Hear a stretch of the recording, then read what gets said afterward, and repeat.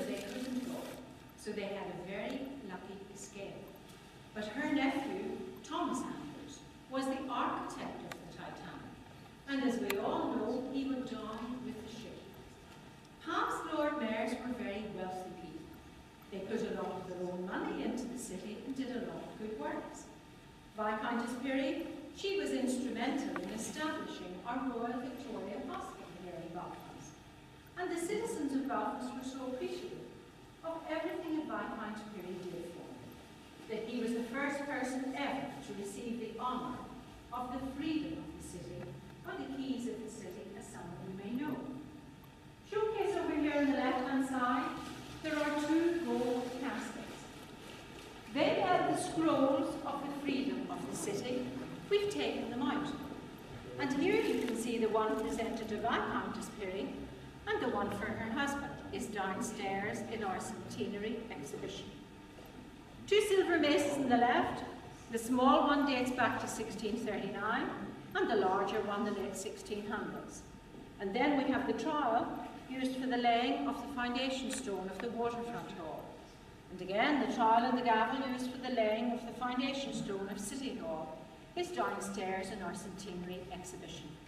And a few other things, that's why it's a little bit there. Now we're going to go out through these doors, across the rotunda over to the left-hand corner. Now can I say that there are two tables laid out with champagne flutes, so please be very careful, stay away from them. Well, this is a stained glass window dedicated to Sir Crawford McCallum, our longest-serving Lord Mayor. He served a total of 16 years over 3 different periods of time, spanning the First and Second World Wars. And again, the citizens of Belfast were so appreciative of everything that he did for them that they dedicated the stained glass window to his wife and this one to him. Like his wife's window above his head, you can see the blacked-out dome of City Hall. And above that, on the left-hand side, you can see one of the German bomber planes. And over on the right, the flames coming up from the ground as the bombs were being dropped. And all around the window, some of the events that happened during his terms of office. And here on the left side, we have a little black and white window showing Stormont, our Parliament buildings today. Now we're going to go along our east corridor and we'll have a look at a couple of paintings. Our very first painting is Councillor Alban McGuinness. He was our first nationalist Lord Mayor. And then we have Councillor Ian Adamson, and you will notice on the right-hand side of his painting the cranes from Harland and Wolff, the Belfast shipyard, because East Belfast was his constituency. And just past the doors, the very first painting is of Councillor Smith. He and his wife, only one of 2 Lord Mayors to include his wife in his painting. The other one was Councillor Alex Maskey, with all the different languages in the background of the painting. So if you like what you want now. This corridor here is a more traditional style of painting. Here we have Councillor Ditty. Now the background of his painting is in the Lord Mayor's parlour. He's dressed in his full mayoral robes and wearing the gold chain. This gold chain dates back to 1874. It's 18 carats solid gold. It weighs 14 pounds, and 7 kilos. There are little coloured stones going all around, and they show the coat of arms of past Lord Mayors up until 1928. But after 1928, the practice ceased because the chain had become too long and too heavy. There's just as much hanging down the back as what you can see at the front. Now around the corner here, you will see a portrait of a past Lord Mayor wearing a different gold chain. It's a much lighter gold chain. It dates back to 1784, and it's known as the Old Donegal chain. Now, if you want to see the Old Donegal chain and the silver ceremonial mace present at every council meeting, at the end of our tour, whenever we go down the stairs and you get your little leaflet, if you turn around to the right, you will see a showcase with those items in it. So we're going to go into our hall. Now, the tables are already set for a gala dinner here this evening. So please can I ask that you be very, very careful. Thank you. And don't touch anything. 你看他们喝什么酒？今晚上。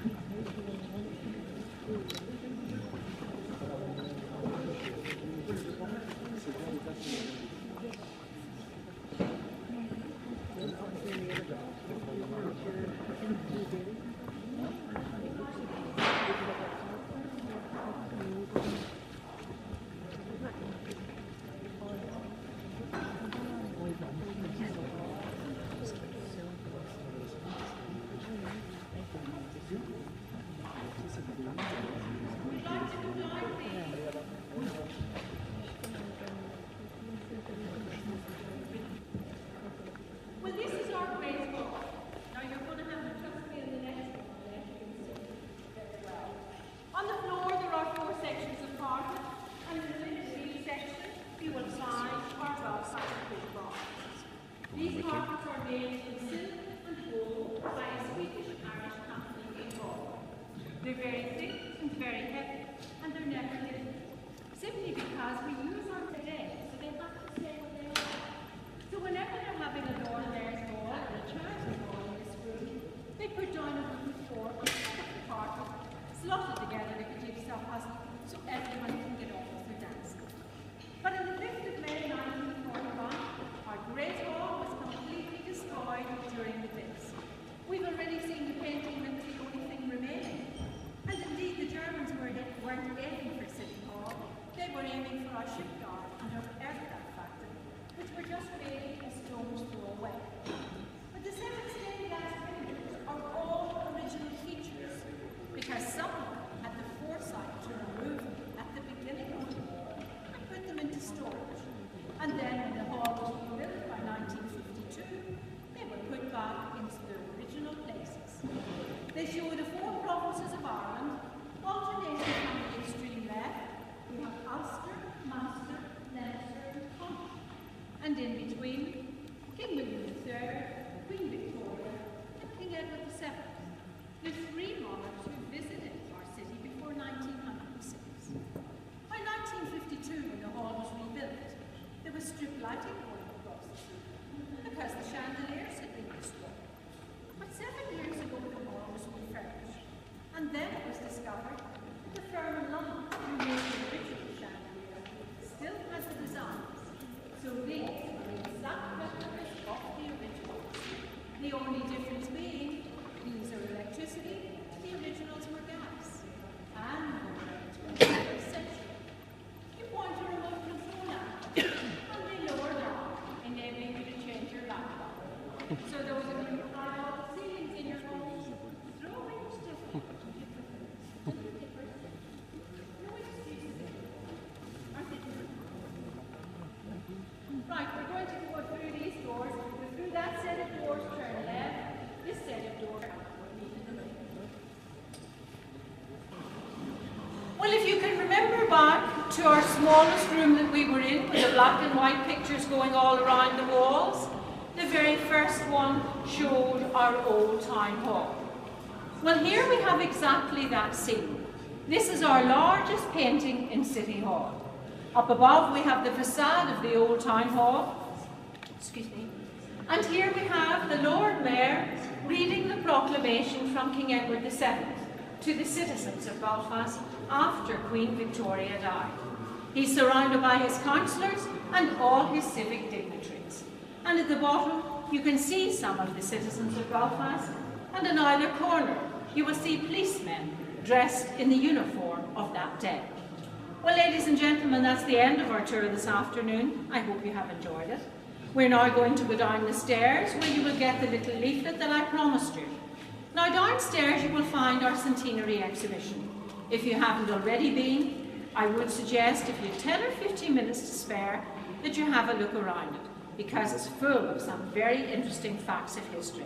Once again, thank you very much indeed. So if you'd like to go down the stairs. Thank you.